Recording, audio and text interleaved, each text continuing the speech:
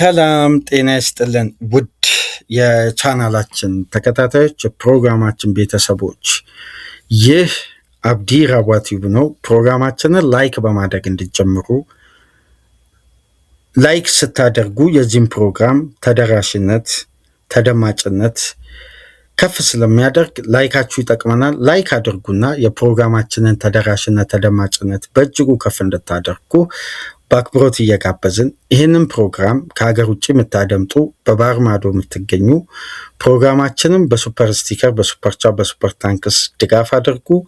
ዛሬ ማድመጥ ለጀመራችሁ፣ ዛሬ ቻናላችንን ለከፈታችሁ ሰብስክራይብ በማድረግ የደወል ምልክቷን ተጭናችሁ ቻናላችንን ተቀላቀሉ። በትናንትናው ዕለት ጥሪያችንን አክብሮ አሚር ከሀገር ውጭ የሚያደምጥ አድማጫችን ለቻናላችን ከፍተኛ የሱፐር ታንክስ ድጋፍ አድርጓል። አሚርን ከልብ እያመሰገንን ሌሎቻችሁ ድጋፋችሁ አይለየን፣ ቻናላችንን ደግፉ። ከኛ ጋር አብረን በጋራ የምንዘልቅ ይሆናል። የመጨረሻ ክፍል ፕሮግራማችን አጠር ባለመልኩ መረጃን ወደ እናንተ የምናደርሰው በኢንሳይድ አርሴናል ነው። አርሴናል በዚህ የዝውውር መስኮት በተደጋጋሚ ስሙን ምናልባት የአርሴናል ደጋፊዎችም የእግር ኳሱን ቤተሰብ ሊሰለች በሚችል ደረጃ የክለቡ የመጀመሪያና ትልቁ ኢላማ ነው። ከአንድ ወር በፊት የአርሴናል የፕራይድ ቀን በተከበረበት በነጋታው ሄድላይንሶች ጭምር ትኩረት ያደረጉት የአርሴናል የሴሌብሬሽን ፕራይድ ቀኑን ብቻ ሳይሆን የአርቴታን ቀጣይ ፕላን ነበር። ሞርጋን ሮጀርስ የክለቡ ትልቁ ኢላማ ነው። አንደኛ ይሄ ኢላማን ደግሞ ወደ እውነታ ለመቀየር አርሴናልና አርቴታ ከአንድሬስ ቤርታ ጋር ሆኖ ያለፉትን ቀናት በዚህ ተጫዋች ዙሪያ ሲሰሩ ቆይተው የተጫዋቾች ኤጀንት የሆነው ወይም ተጫዋቹን በእንግሊዝ ካምፕ የማሳመን የማደራደር ተጫዋቹን ወደ እንግሊዝ ዋና ከተማ ለንደን ከሚድላንድ ከተማ ወደ ዋና ከተማ ለንደን እንዲመጣ የማግባባቱን ሂደት እየገፋ በብሔራዊ ቡድን ስለ ለንደን ምቾት፣ ስለ ኤሚሬትስ፣ ስለ አርሴናል ዘመናዊው የትሬኒንግ ግራውንድ፣ ስለ አርሴናል ካምፕ፣ ስለ ሻምፒዮኖቹ ተጫዋቹን በእንግሊዝ ትሬኒንግ ካምፕ በልዩነት እያግባባ የቆየው ደክላን ራይስ በስተመጨረሻም የራይስ ማግባባትን ፍሬ አፍርቶ የአርሴናልን ፍላጎት ጠንክሮ የተጫዋቹን ተወካዮች የማግባባት ስራ ደግሞ አርቴታና ቤርታ ተወጥቶበት አሁን ሞርጋን ሮጀርስ ከአርሴናል ጋር በግል ጥቅማ ጥቅም ሳይስማማ እንዳልቀረ ዴሊ ሜል እየዘገበ ነው የሚገኘው። ዴሊ ሜል ብቻ አይደለም፣ ዘጋርዲያንም እየዘገበ ነው የሚገኘው። አሁን ሞርጋን ሮጀርስ ቃሉን ለአርሴናሎች ሰጥቷል ነው የሚሉት። በደንብ ተመልከቱ። ኤዲ አርዊንሰን የሚባለው የዘጋርዲያኑ ዘጋቢ ለአርሴናል በጣም ቅርበት አለው። ምንም እንኳን አርቴታን በተናጥል ቢተችም በጣም ለአርሴናል ቅርበት አለው። እሱ እንደሚለው ከሆነ በኔ አረዳድ ኢን ማይ አንደርስታንዲንግ ነው የሚለው። በኔ አረዳድ ይሄ ማለት ኤክስክሉሲቭ ኒውስ እንደማለት ነው፣ የኔ መረጃ እንደማለት ነው።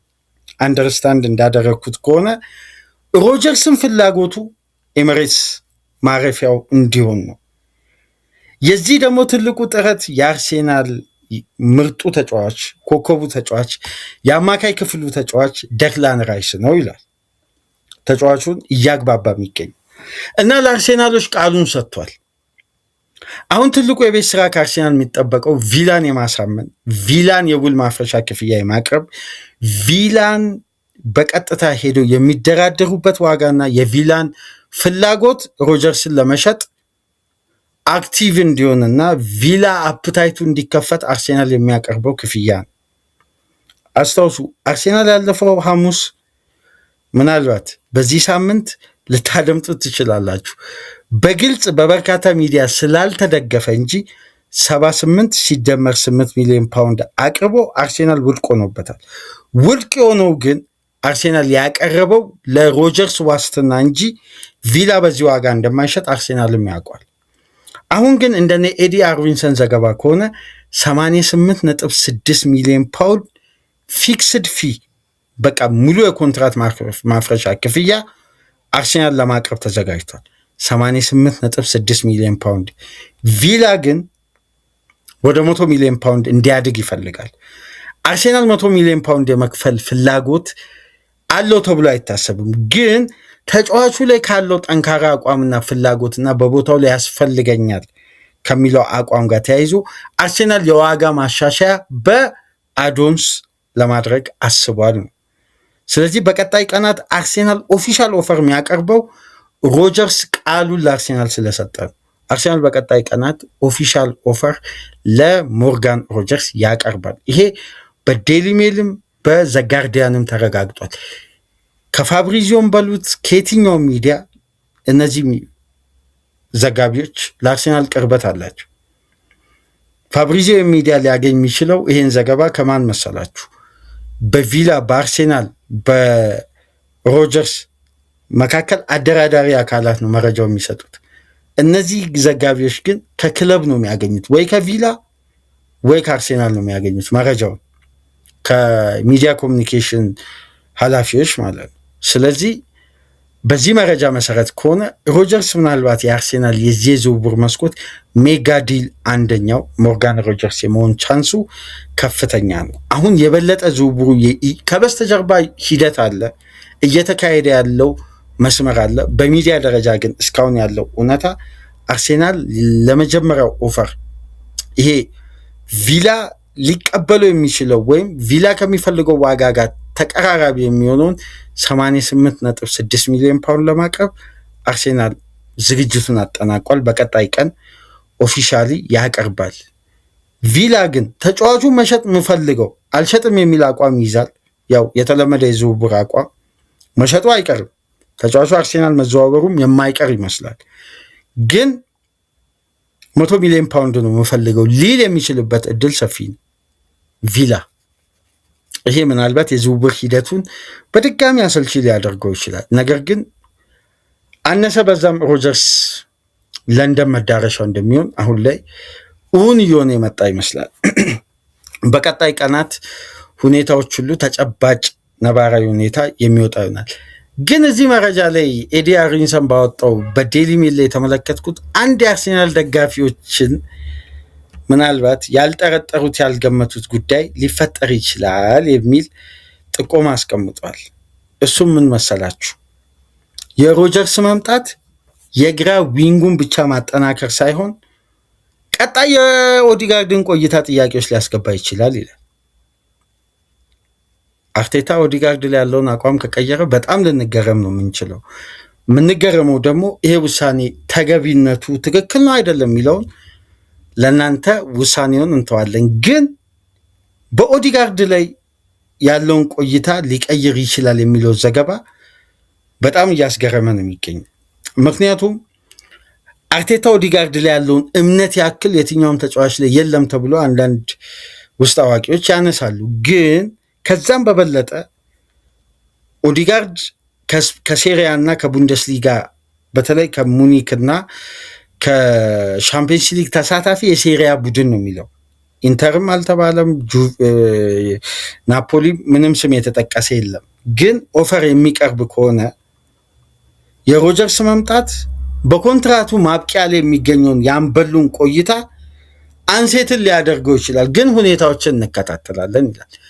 ታስታውሳላችሁ ከ3 ወር ነው ከ4 ወር በፊት አርሴናል ፋይናንሻሊ ጫና እንዳይደርስበት በጣም በሚያስገርም ትርፋማነትና ውጤታማነት ቢያጠናቅቅም የቀጣይ ዓመት አሰራሮችን ስቴብል ለማድረግ አሁን ላይ ገንዘብን አያዝረከርክም። የፈለገ ትርፋማ ቢሆን ዝም ብሎ የተገኘ ተጫዋቹ ላይ አያስፈርም። ፋይናንሱን እየቃኘ ነው። ማርቲኔሊ ጄሱስንና ትሮሳርድ መሸኘቱ አይቀርም። ኑዋኔሪ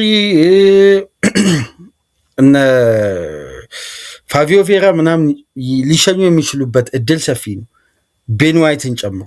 ግን የኦዲጋርድ ቆይታ እስካሁን አለየም የሚሉ ዘጋቢዎች አልፎ አልፎ ይወጣል። የቡድኑ ዋና አምበል እንግዲህ በሮጀርስ መምጣት ምናልባት የኦዲጋርድ ቆይታ ጥያቄዎች ሊገባ ይችላል የሚሉ መረጃዎች ደግሞ አሁን መሰማት ጀምሯል። የግራ ዊንግ ተጫዋች ተደርጎ ታስቦ ቢመጣም ይሄ ተጫዋች ግን የወደፊት የኦዲጋርድ ተተኪ ፕላኑ ማለት ነው። አርቴታ በጊዜ ሂደት እዛ ዲፓርትመንት ላይ ክላስ ማምጣቱ አይቀርም። ሮጀርስ አሁን ላይ በጥሩ ክላስ ግራውን የሜዳ ክፍል ቢያጠናክርም ግን ሂደቱ በቀጥታ የሚመጣው ማንን ታርጌት አድርጎ ነው? የኦዲጋርድ ወደፊት ተተኪ ተደርጎ 10 ቁጥር ቦታ ላይ። ስለዚህ ይህን ጉዳይ በቀጣይ ጊዜያት የምንመለከት ይሆናል። አዲስ መረጃ የተሰማው እሱ ነው። የመጨረሻው ጉዳይ ግን አዩብ ባውዲን የተመለከተ ነው። እዛው ዘጋርዲያን ላይ ያገኙት መረጃ አርሴናል ለባውዲ ሽያጭ ሊልን አናግሯቸው ኦፈር ለማቅረብ ስለ ተጫዋቹ ሽያጭ፣ ስለ ኮንትራት ማፍረሻው፣ ተጫዋቹን ለማስፈረም አርሴናል ሁነኛ ፍላጎቱን አንጸባርቆ ከሊል ያገኘው ምላሽ 70 ሚሊዮን ፓውንድ ይዛችሁ ከመጣችሁ እንደራደራለን የሚል ወደ 81.2 ሚሊዮን ዩሮ 70 ሚሊዮን ፓውንድ እና ከዓለም ዋንጫ በኋላ በዚህ ተጫዋች ዙሪያ ኦፈሮችን ይዞ የሚመጣው ቡድን መነሻ መደራደሪያ ዋጋው 70 ሚሊዮን ፓውንድ ነው። በተለይ ይሄ እንዲሆን ያስገደደው ይላል ሪያል ማድሪድ ትክክለኛ ኢንተረስቱን በሊል ላይ አንጸባርቋል። ይሄን ተጫዋች ስካውት ማድረግ ብቻ አይደለም፣ በተጫዋቹ ዙሪያ ያሉ ተወካዮችን ማድሪድ ማናገር ጀምሯል። ሊቨርፑልም ፍላጎቱን አሳይቷል። አርሴናል ይሄን ጉዳይ ተመልክቶ አግሬሲቭ ሆኗል። ግን 70 ሚሊዮን ፓውንድ ተብሏል። ተመልከቱ አድማጮች፣ ይሄን ተጫዋች በደንብ አስታውሱ። በዚህ ቻናል የአዩብ ባውዲ ስም ዓለም ዋንጫ ከብራዚል ጋር ያንን ጨዋታ ፔርፎርም ስላደረገ አይደለም። አስታውሱ፣ ከአንድ ወር በፊትም ደጋግሜ ሳነሳላችሁ ነበር። 40 ሚሊዮን ዩሮ 44 ሚሊዮን ዩሮ አርሴናል ጃንዋሪ ላይ የቶናሊን ክፍያ ካረጋገጠ በኋላ ይሄን ተጫዋች ጠይቆ 44 ሚሊዮን ዩሮ አልከፍልም ብሎ ነው እንጂ ጃንዋሪ ላይ ማስፈረም ይችል ነበር። አሁን 70 ሚሊዮን ፓውንድ ተባለ። በወቅቱ 40 ሚሊዮን ፓውንድ የነበረ ተጫዋች 30 ሚሊዮን ፓውንድ ነው የጨመረው። አትጠራጠሩ፣ ፒኤስጂ ሌላም ክለብ በመጣ ቁጥር ዋጋው፣ ምክንያቱም ሪሊስ ክሎዝ የለውም ተጫዋቹ፣ ክለብ በፈለገው ዋጋ ይደራደራል። ደግሞ ጨረታውን ለማሸነፍ ከፍተኛ ክፍያ ሊቀርብ እንደሚችል ከወዲሁ ይጠበቃል። ይህንን ነው ሚዲያው በተደጋጋሚ የሚዘግበው፣ ሚዲያው የሚያነሳው። ግን አርቴታ አዩብ ባውዲ ማስፈረም የሚችለው ዛሬ አልነበረም፣ ጃንዋሪ ላይ ነው። መጨረሻ ታስታውሱ እንደሆነ የጥር ዝውውር መስኮት ሊዘጋ 72 ሰዓታት ሲቀሩት እኮ አርሴናል ቶናሊ ላይ የነበረው ፍላጎትና 70 ነው 65 ሚሊዮን ፓውንድ አቅርቦ ውድቅ ሲደረግበት አዩብ ባውዲ ማስፈረም ይችል ነበር በ40 ሚሊዮን ፓውንድ ማለት ነው። አሁን 70 ሚሊዮን ፓውንድ ይዛችሁ ከመጣችሁ እንደራደራለን አሉ። ሊልን ደግሞ እንደምታውቁት ሻጭ ክለብ ነው። የትኛውንም ተጫዋች ለመሸጥ ድርድሩን ወደኋላ አይል፣ ግን የገበያውን ሁኔታ ይመለከታል። ማድሪድ የሚባል ክለብ ካለ፣ ሊቨርፑልና አርሴናል ካሉ፣ ፒኤስጂ ተጫዋቹ አድናቂ ከሆነ፣ እነዚህ ፋይናንሳቸው ፈርጠም ያለ ክለቦች መጥተው ከጠየቁትማ እንዴት በመካከለኛ አማካይ ዋጋ ተጫዋችን ሊለቅ ይችላል? አይለቁ። ያኔም እኮ ቪክተር ኦሲሜንን ለናፖሊ በዛ ክፍያ የሸጡት ሌሎች የአውሮፓውያን ክለቦች ባንጸባረቁት ፍላጎት ነው ከፍተኛ ክፍያ መልቀቅ የቻሉት። እና በጣም አስገራሚው የትራንስፌር ማርኬት በራሱ የተጫዋቾችን ዋጋ በጣም የሚያስወድድ አንደኛው ተቋም ነው የሚመስለኝ። ከ4 ወር 5 ወር በፊት የፈረንጆቹ አዲሱ ዓመት እንደገባ የአዩብ ባውዲ ትራንስፌር ዋጋ በትራንስፌር ማርኬት ይወጣለት 28 ሚሊዮን ዩሮ ነው። አሁን በአንድ ወስዶት 58 ሚሊዮን ዩሮ አድርጎታል። ይሄንን እየተመለከቱ እንዴት ነው የትራንስፌር ዋጋቸውን እነ ሊል አሳንሰው የሚደራደሩት? ይሄ በጣም ኤክስፔንሲቭ ነው። ገና ነው ተጫዋቹ፣ ግን ከእድሜው በላይ ደግሞ በጣም በሳልና በቦታው ላይ ያሳየው ያ ድንቅ ፐርፎርማንስ ምንም ጥርጣሬ የለውም በእጅጉ ቢፈለግ ሊያስገርመን አይገባም። ካሰሜሮን፣ ፋቢኒዮን፣ ብሩኖ ጊመሬስን፣ ፓኩዌታን ሜዳ ውስጥ ውጧቸው ነው ያመሸው። በዛ ጨዋታ ከቁጥጥር ውጭ አድርጓቸዋል። በየትኛውም የአደጋ ክልል ኳስ መቀበሉን አይፈራም፣ ደፋር ነው። ክለቡ መብቴ በፈለገ ሰዓት ብሔራዊ ቡድኑ ሁሉ መብቴ ነበር በዛ ጨዋታ። በዛ ጨዋታ ብቻ አይደለም፣ በክለብም ቪዲዮቹን ስንመለከት ተጫዋቹን በተደጋጋሚ የማየት አጋጣሚ ተፈጥሯልና ከማድሪድ፣ ከሊቨርፑል፣ ከቪላ፣ ከጁቬ፣ ከዶርትመንድ ጋር ባሉ የሻምፒዮንስ ሊግ ጨዋታዎች በደንብ ተመልክተነዋል። አዩብ ባውዲ ትልቁ ኳሊቲው ክለቡ ጫና ውስጥ በገባበት ሰዓት ከጫና ማውጣትና ተጋጣሚ ወደ ሌላ ጫና መክተት ይችላል። ከመከላከል ጫና ወደ ማጥቃት ጫና መፍጠር ይችላል ማለት ነው። ይሄ ደግሞ የተጫዋቹን የሜዳ ውስጥ ዳይናሚክ ሙቭመንትን ከፍ አድርጎ አሁን ተፈላጊነቱን በዚህ ደረጃ ከፍተኛ ትኩረት አግኝቶ አሁን እንግዲህ አዩብ ባውዲ የዚህ የዝውውር መስኮት የጨረታ ትኩረት ሆናል። በመጨረሻም አድማጮች አንድ መረጃ ሊጨምርላችሁ፣ ምናልባት የአጥቂውን መረጃ ላላዳመጣችሁ ስትራይከር ፎርዋርድ ትራንስፌር የሚለውን ካላደመጣችሁ እዚህ ጋር ላንሳላችሁ። የመጨረሻ መረጃ ነው ለአርሴናል ደጋፊዎች። የሁሊያን አልቫሬዝ ጉዳይ ዳግም እሳት አስነስቷል። መልቀቅ እፈልጋለሁ ብሏል። ለሁላችንም ሲባል እኔ መልቀቅ አለብኝ፣ ህልሜ ማሳካት አለብኝ ብሏል። ህልሙ ምን እንደሆነ አልታወቅም። ማድሪድ ይሁን ባርሳ፣ አርሴናል ይሁን ፒኤስጂ የተገለጸ ነገር የለም። ህልሜ ማሳካት ስለምፈልግ ከአትሌቲኮ ማድሪድ መልቀቅ ህልሜን ከግብ ለማድረስ አሁን ጊዜው ነው፣ መልቀቅ ፈልጋለሁ ብሏል። ይህንን በተመለከተ ኮፓ የሚባለው የስፔን ገለልተኛ ሚዲያ እንደሚለው ከሆነ አርሴናል ከጥቂት ቀናት ከጥቂት ሳምንት በፊት ለሁሊያን አልቫሬዝ 60 ሚሊዮን ዩሮ እና ቪክተር ዮኬሬስን ለማቅረብ አስቦ አትሌቲኮ ማድሪዶችን ጠይቋቸዋል። ይሄን ኦፈር ለማዳመጥ ደግሞ አትሌቲኮ ማድሪድ አሁን ላይ ለማድሪድ ወይ ለባርሳ ተጫዋቹን ከመሸጥ ይልቅ ይሄን ኦፈር ማዳመጥ ቅድሚያ ሊሰጥ ይችላል ይላል። ይሄ መረጃ ተጨባጩን አይሁን በትላልቅ የእግር ኳስ የዝውውር መረጃ ተቋም የተዘገበ መረጃ አይደለም። ኮፓ ነው፣ በስፔን ገለልተኛ የታመነ ሚዲያ ነው ይዞ ወጣው። ይሄ መረጃ ደግሞ ምናልባት በዝውውሩ ላይ ያልጠበቅነው ሂደት ሊፈጸም ይችላል ወይ አብረን በጋራ እናያለን። ግን አርቴታ የትኛውንም ክፍያ ልክፈል ለጁሊያን አልቫሬዝ አሁን ላይ ይችላል። ፋይናንሻሊ ስትሮንግ ነው። የአርሴናል በጣም ትልቁ ፕራዮሪቲ ታርጌት ጁሊያን አልቫሬዝ ነው፣ ሁኔታው ከተመቻቸለት ለአርቴታ። ግን አርሴናል የብሪቲሽ ሪከርድን ሰብሮ 129 ወይም 130 ሚሊዮን ፓውንድ እንደ ማድሪድ ለማቅረብ ፍላጎት አለው ወይ? እሱን አብረን በጋራ የምንመለከተው ነው። ግን አሁን ዝውውሩን ቻንስ አለው አርሴናል። ምክንያቱም አብዛኛው ሚዲያዎች የሚሉት በስፔን መቀመጫቸውን ያደረጉ የዋና ከተማ ሚዲያ አስን፣ ማርካን፣ ኤልቼግኒቶ ምናምን ከተመለከታችሁ ለማድሪድ መሸጥ አይፈልግም አትሌቲኮ ማድሪድ፣ ለባርሳ መሸጥ አይፈልግም። ከስፔን ውጭ ነው የሚሸጠው። አልቫሬዝ ደግሞ ወደ ባርሳ ነው መዘዋወር የሚፈልገው ነው የሚሉት። ስለዚህ እንደ ዋና ከተማ ሚዲያ ከሆነ አርሴናል እዚህ ዝውውር ላይ አግሬሲቭ ሆኖ ከመጣ አልቫሬዝን ሊያገኝ የሚችልበት ቻንስ ነው ያልኩት። እስቲ በቀጣይ ቀናት ምንመለከተው ይሆናል። ለማንኛውም ፕሮግራማችንን ላይክ አድርጉ፣ ሼር አድርጉ፣ ሰብስክራይብ አድርጉ። ከሀገር ውጭ የምታደምጡ በሱፐር ስቲከር፣ ሱፐር ቻት፣ ሱፐር ታንክስ ድጋፍ አድርጉ። አሚር በትናንትናው ዕለት ላደረክልን የሱፐር ታንክስ ድጋፍ ልባዊ ምስጋናችን እያቀረብን ሌሎቻችሁም ለቻናላችን ድጋፍ እንድታደርጉ ቻናላችን እንድትደግፉ በአክብሮት ጥሪያችን እያቀረብን ሊዮኔል ሜሲ ትናንት ምሽት አስደናቂ ሌላ 2 ግብ አስቆጥሮ የምንጊዜም የዓለም ዋንጫ ከፍተኛ ግብ አስቆጣሪ ክብረ ወሰንን መስበር ችሏል።